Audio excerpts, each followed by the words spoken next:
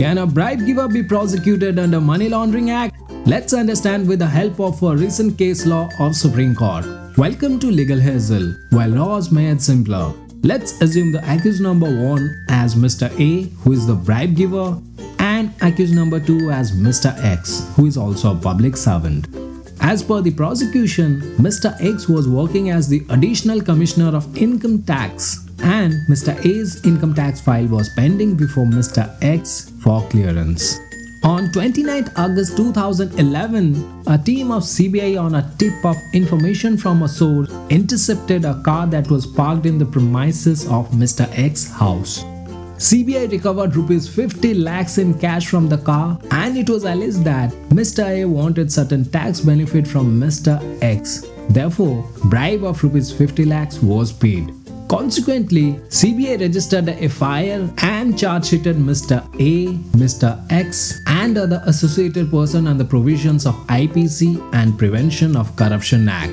The ED, Enforcement Directorate, also came into play and filed a complaint against Mr. A and other accused persons under Section 3 and 4 of Money Laundering Act.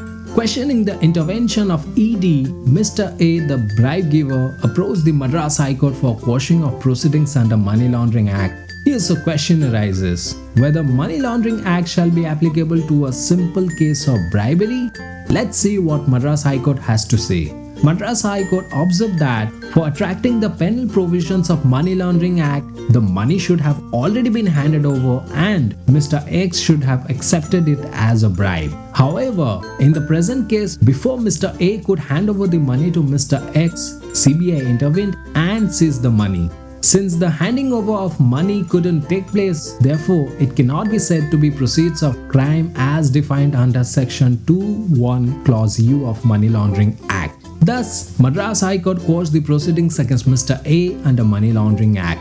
Eventually, the matter reached the Supreme Court. The question that arose before the Supreme Court to decide was whether Mr. A could be charged under Section 3 of Money Laundering Act.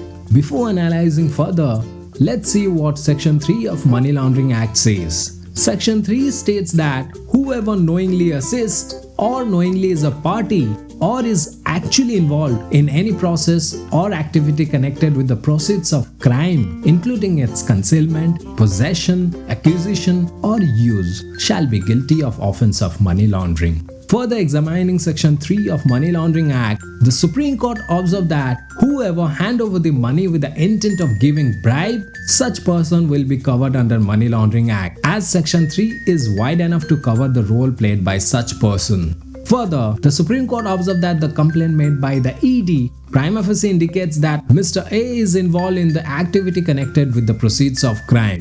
Consequently, the Supreme Court set aside the order of the Madras High Court and directed Mr. A can be proceeded under Money Laundering Act. Like and subscribe to Legal Hazel for more new animated case laws.